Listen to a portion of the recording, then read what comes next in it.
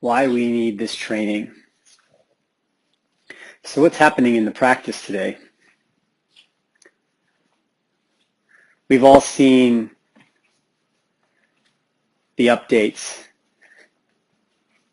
We've all seen the reports. Lawyers are that much more impacted than they ever have been. The reports are out. We experience it ourselves. We hear about increased depression. We hear about increased anxiety. We hear about the propensity towards addiction. We hear about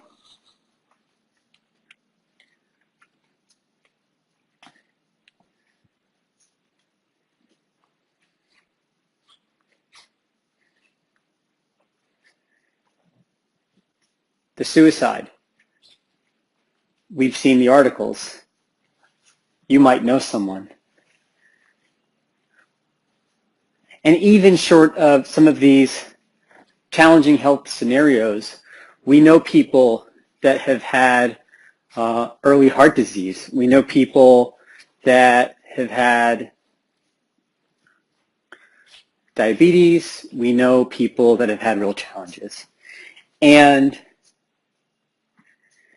short of even these health issues, more junior attorneys and even mid-levels and senior attorneys are saying it's time for a change. I'm going to go towards greener pastures, either start my own practice or maybe go in-house. And so there are folks that are leaving. Of course, many of you continue in the practice.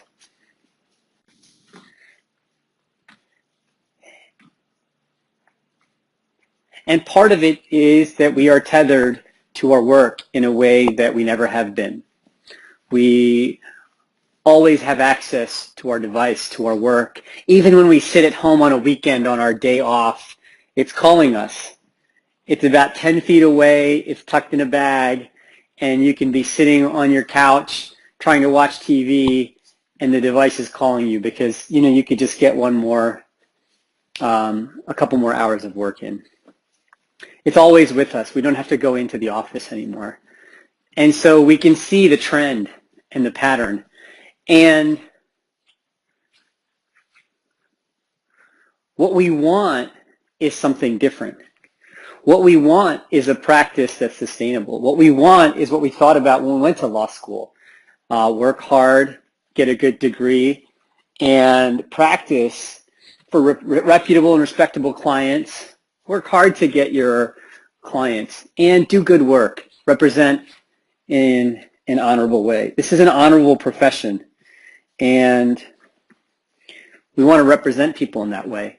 And we want, if we're getting this type of respect, admiration, and even income, maybe just a little bit of balance. And so we're here not because we're trying to just get a little bit more energy. That would be a bit short-sighted. We're actually here to talk about how we can change how we practice. We're talking about a better practice. That's what this is about. We're talking about what Ira talks about when he made his pitch for president, which is, I'm going for happy lawyers.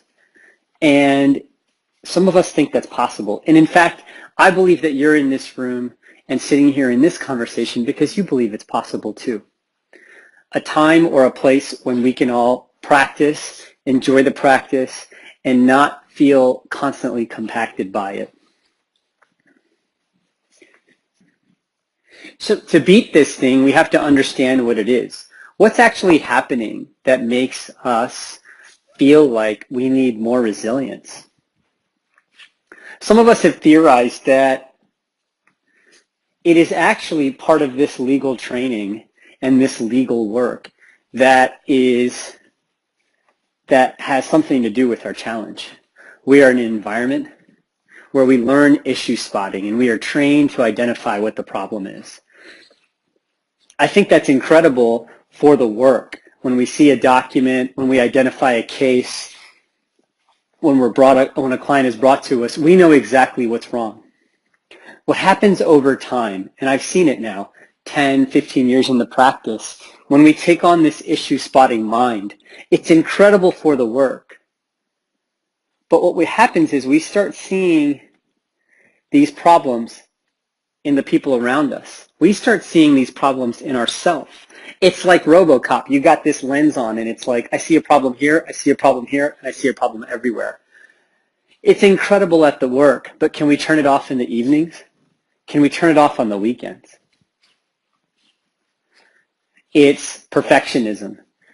You want to dot your T's and cross your I's on the brief that you're submitting. But oftentimes you can't even get a client invite out to a dinner because you spend so much time making sure the invite is perfect. You can't even invite your friends over on the weekend because you want to make sure that the invite is absolutely exactly what it needs to be. Perfectionism is now everywhere in your life, and it's draining your energy.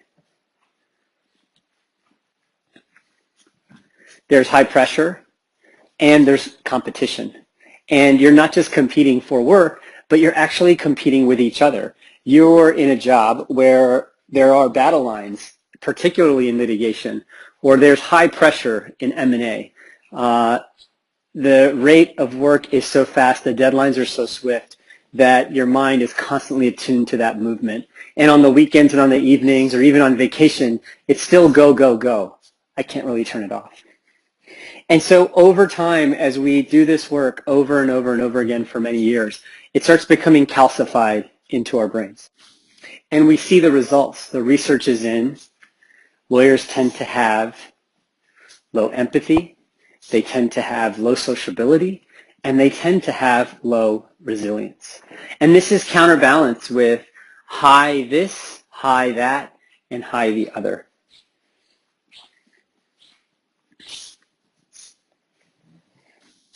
And so it's clear, something has to change.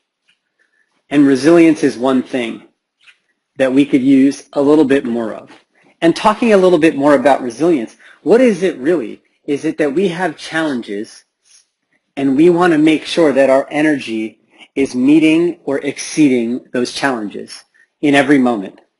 And at moment to moment, when we have a certain set of challenges, and these challenges can be significant, they can be family, on top of this, on top of the other, on top of work, on top of colleagues, and on top of clients. And that's great. And we need our energy to match it. And so maybe it's gym time, and it's some spa time, and it's a massage, and it's a day off here or there, and it's some device-free time.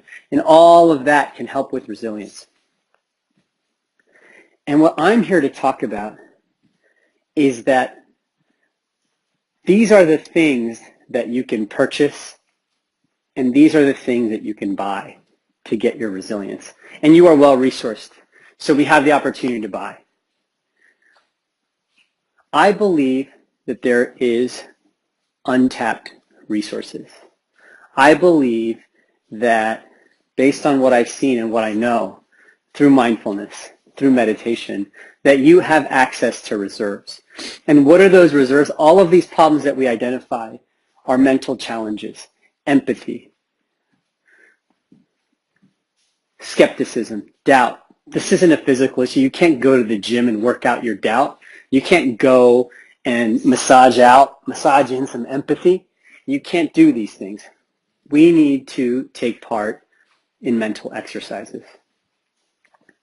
And this is what we're here for, is because we all believe collectively that there are things that you can do with your mind.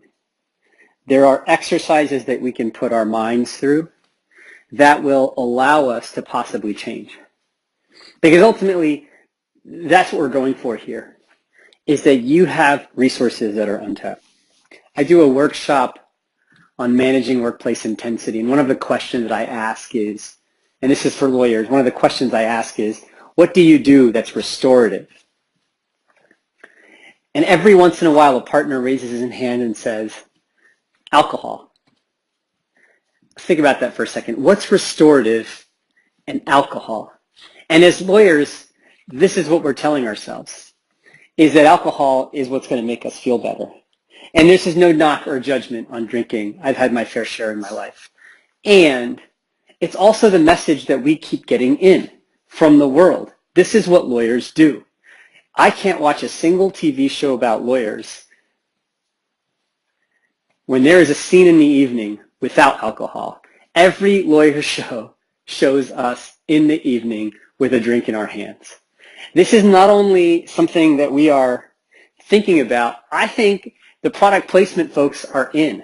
They know exactly what show to get to. Red Wine Trading Association is in. Everybody's in on it. They're making us drink.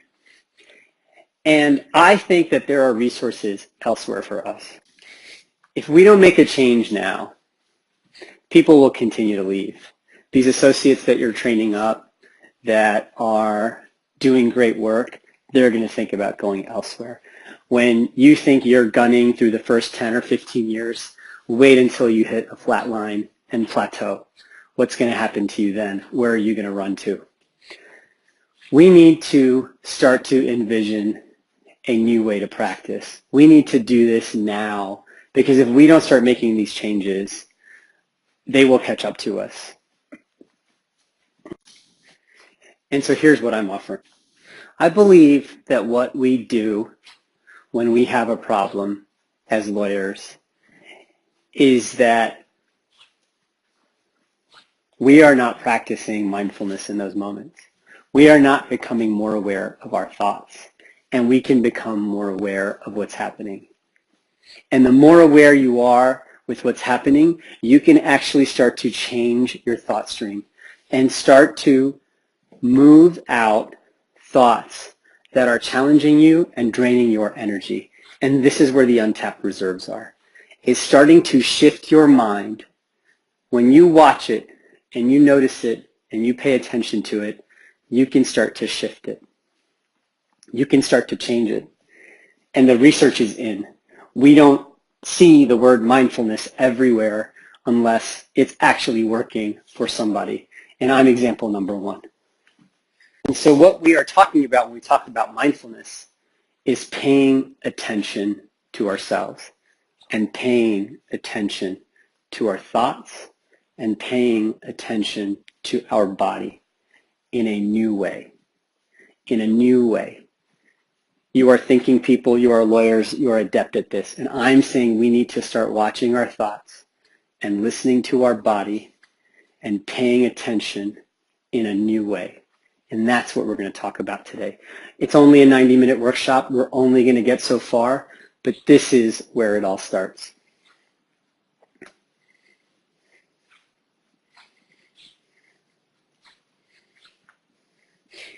And when you're paying attention in a new way, we're going to be able to understand ourselves in a new way. And so the first step is actually awareness, self-awareness, taking stock of what's happening to us. What is the messaging? What is the underlying messaging that we're not always hearing? Include here the Einstein quote that we just heard. So when difficult things happen to us, when challenging situations happen to us, we go into a fight or flight. And when fight or flight happens, all we want to do is solve the problem. We either want to do something about it and fix it, or we want to run away from it. And this is what I think is happening now for everyone, is that we are in fight or flight so often at work with the colleague down the hall, with the challenging client, with that email that comes in the inbox that tells us about a case update or a case outcome. Oftentimes during our day and our week, we are in fight or flight. There are clients and colleagues, there are colleagues that we don't trust. There are friends that we are not sure about. And so with all of this, we are in a cautious mode. We are in a fight or flight mode. And we are constantly reacting. And this is what our brain has taught us to do. The science is clear that when we are in fight or flight mode, we go into reactivity. And so what I'm talking about is what are the steps that we need to take to decouple this thinking, that when something bad happens, we need to react. I am saying that when something bad happens, we pause and we do something different so that we can respond rather than react. React feels to me, and I know we're doing semantics here, but we're talking about a feeling.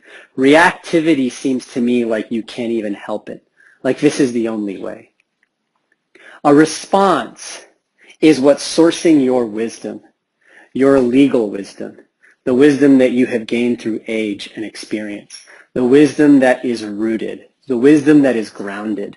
You have access to that, but how often are we not using it? How often are we just being reactive, jumping, instinctual, not thinking, and moving? And we're going to slow things down. And mindfulness practices are going to help us slow things down.